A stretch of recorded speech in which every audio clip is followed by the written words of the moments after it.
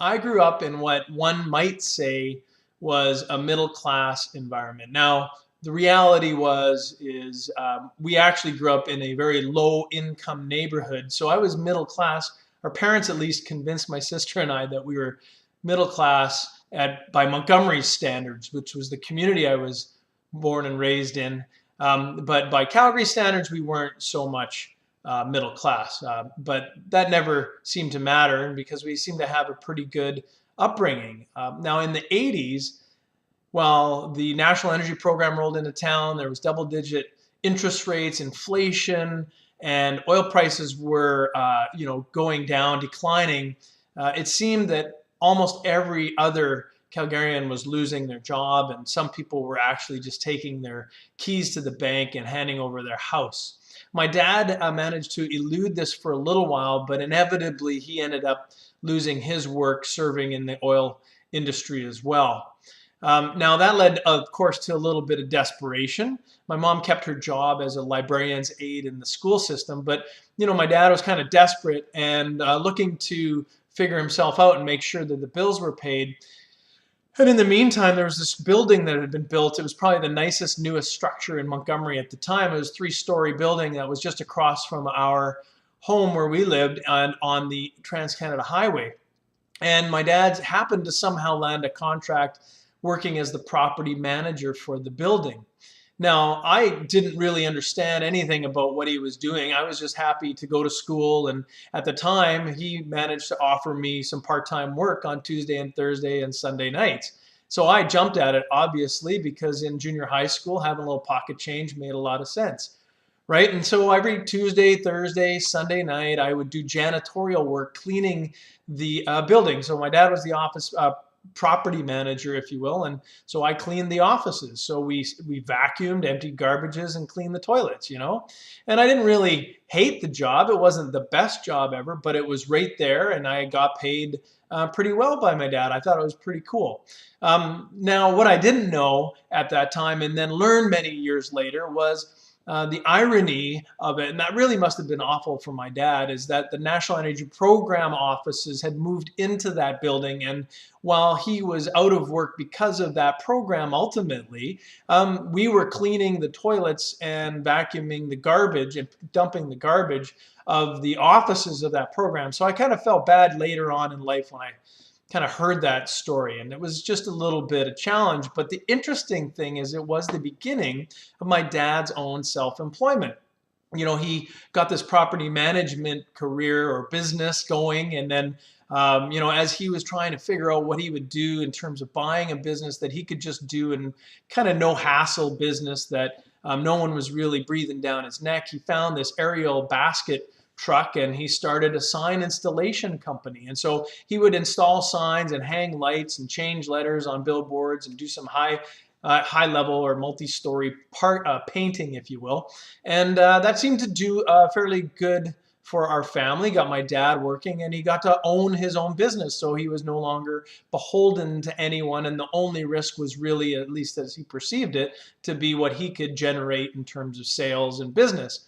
And after about 5 years or so, that business was going along quite well. And my mom, she quit her job with the school board and began to work with him on the sign business. And they actually bought a portable sign company as well. So they kind of dovetailed two sign businesses together, the portable business and the aerial installation business. So with that, they had something meaningful with which they could fund their lifestyles for about 10 years. And, while entrepreneurism and owning your own business is really an exciting proposition, and they did have an exciting time with it, they were happy to have so-called freedom from anybody else dictating what they did. They weren't so lucky because they didn't really know what they were doing. They were kind of winging it and learning along the way, right? And in that process, they found that they were basically working 24/7, or at least they couldn't be away from the business. And they kind of struggled with that a lot because they never really had any money. They didn't really understand what to do with money, and they never ran a business before. And so they had some lessons that I learned when I was young that kind of passed on, and either consciously or subconsciously, I kind of learned them. And one was trusting yourself and family. And now I think that's a pretty good thing to learn. I learned about earning money, but I also learned that trading your time was trading time for money, right? That you paid your rent and your mortgage, and if you needed more money, you just work harder and you work longer hours doing whatever you could just to pay the bills. And they kind of built a life that was good enough, right? They right-sized their life around their own kind of aspirations and what their limitations were, perceived or real, and they just kind of moved ahead, you know. So they didn't really like share a lot about how to leverage growth, how to grow a business, how to build processes. And it was kind of a bit of a scarcity mindset. Although my parents really were abundant thinkers when it came to love and relationships, I think that they ultimately were a bit more of a scarcity mindset when you look back now at the way they ran their business. And so my education around money and business was pretty much to consider the costs in everything, and everything looked like a cost versus an opportunity. I even limited my approach to post-secondary and maybe beyond bachelor's education, in that I just looked at some US opportunities and they just looked too expensive. I just didn't understand that investing that money and time and energy at the time would have a tremendous return down the road. And because I couldn't see it and because I didn't think that way, I simply just avoided that opportunity and just got to work as soon as I got out of university. So it was kind of one of those things I didn't really understand much, and I probably learned a lot of lessons from my parents, even though they weren't really teaching us anything about business and money. They were just too busy, right? And now in the 90s, I started to get out in the workforce, and I was looking at opportunities, and I was running a personal training fitness industry business, and it was pretty good. It was Western Canada's largest mobile and personal training agency, but that wasn't really much to say about anything, and I knew nothing about business. And when I was working 18, 20 hours a day, nonstop, managing a bunch of people and not really understanding what I was doing, I was offered an opportunity to work in the investment industry. I jumped right at it. I just had to do it because it seemed to me that I had an opportunity to make unlimited money for what seemed and appeared to be limited time. Like I didn't have to work 20 hours a day to do it. So I began that career, and over a course of 22 years, I had a very long, enjoyable, interesting career in the investment management industry.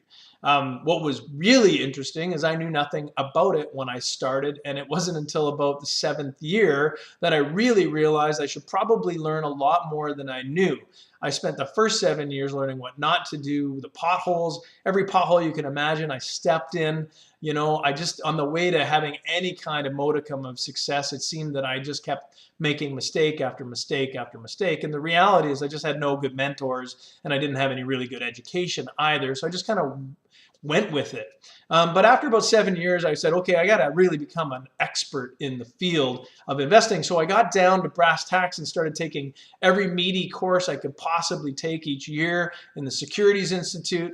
I started learning from the best investors in the entire planet. I started learning from Nobel laureates, and I spent time with them, FaceTime, getting coached, getting trained, and learning how to become an expert in the field. And that really served me well. In fact, it helped me grow a very strong, stable investment management business for the next 7 years or so.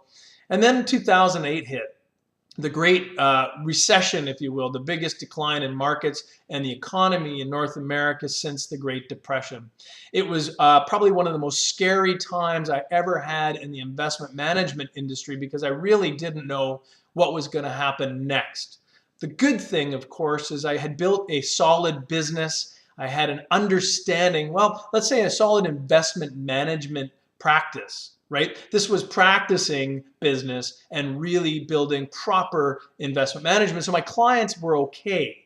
And going through this, I had a little money, I had a home, and our clients kind of managed to get through that period of time. But what I really didn't enjoy was just, how all those previous years of being in the kind of the Wall Street Gordon Gekko kind of Wall Street greed is good mentality just really wasn't resonating anymore. I just felt there needed to be more.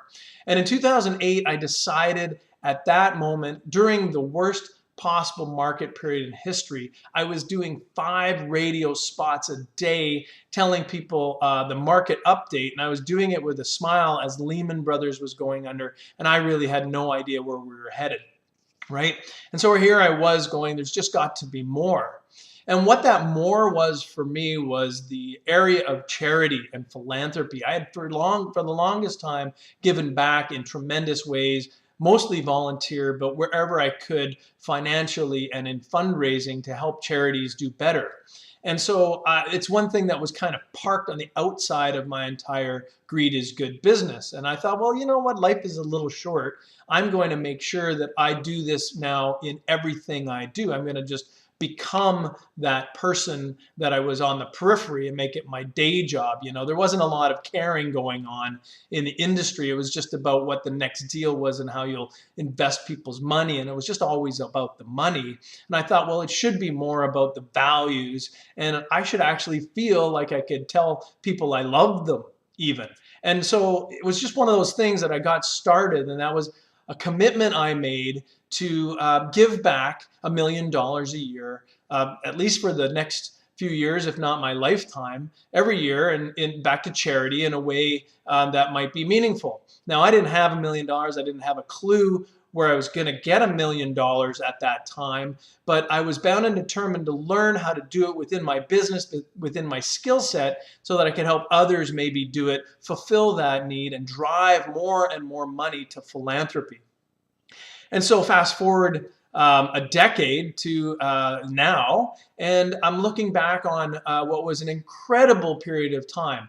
So I didn't know what I was doing, right? I didn't know back in 2008, 2009, how to give $1 million to charity, how to do it with my business. So what I did is I hired coaches. I started in the strategic coaching program. I found some really incredible independent individual coaches. I read like crazy on trying to learn how to build a business, build a mountain of credibility so that I could serve charities, serve people who wanted to give back, philanthropists, help them redirect their capital so that they could give more to charity, pay less tax, and pass more on to their kids. It was pretty simple, but I really needed to learn how to do it.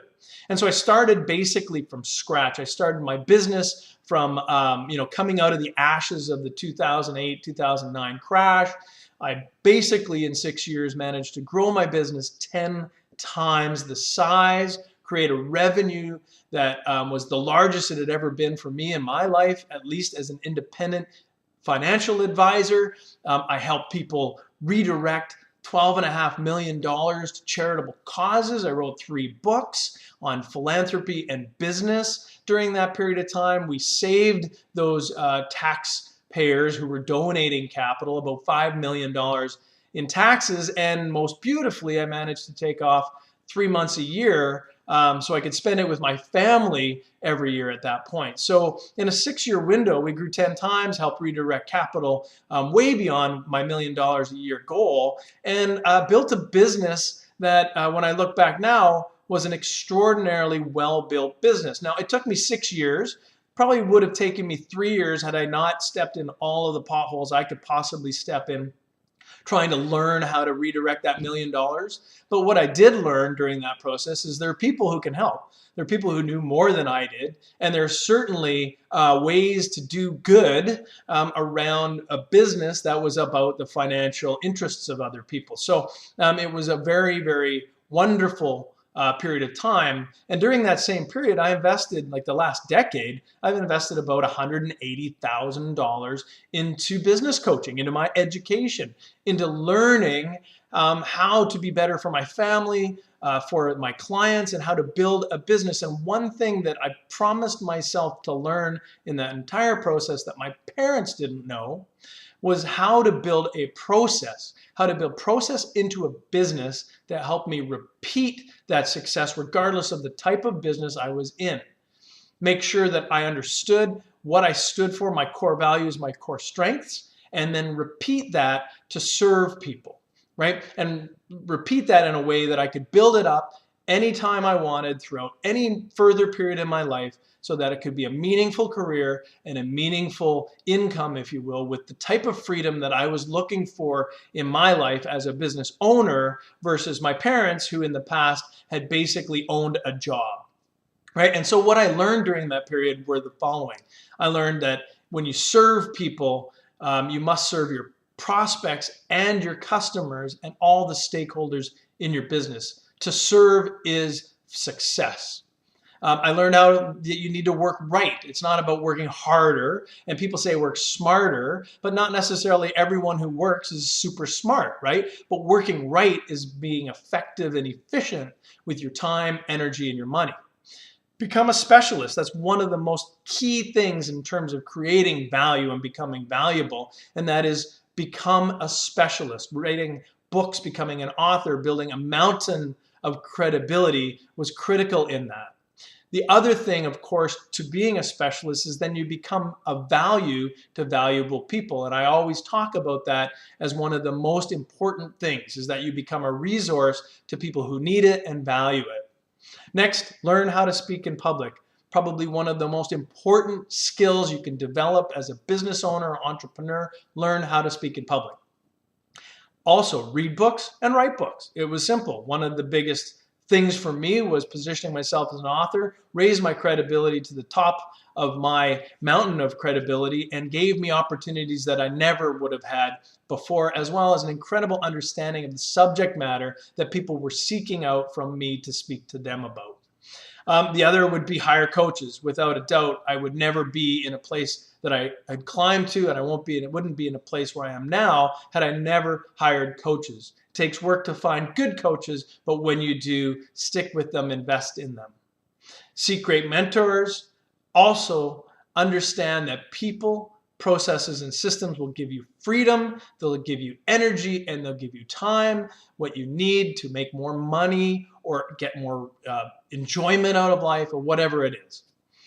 The next, of course, is be generous. Be generous with your time, be generous with your money, and be generous with your gratitude, which, of course, is the last thing I learned, and probably one of the most important things I learned in that whole period of education and growing this business about giving back, and that was how to become grateful and share it with others, right? We're often very challenged when it comes to gratitude and expressing it, but a simple thank you goes a long way. And then having meaningful time where you spend reflecting on all that you're grateful for and showing that gratitude is critically important. So, I learned a lot during a period of time following a lifetime of being programmed in one way, which was more of a scarcity mindset through the low income, through the so-called middle class, through my parents' ownership of a business that turned into a job, and then my stepping in a lot of messes along the way in the investment management industry, but learning eventually how to make it happen, how to really bear down, learn from the right people, seek help where it's needed, and do all the right things, put those pieces together to have a successful business. So now where am I today? Well, 5 years ago, I said, well, I want to begin this process of learning how to coach people, become that person which I looked up to, who I looked up to, in order to help others grow, develop, and understand how they can get the most out of themselves in a way that is most passionate and purposeful to them. And so I kind of began that journey while I was still in the investment management industry, gaining some education and knowledge.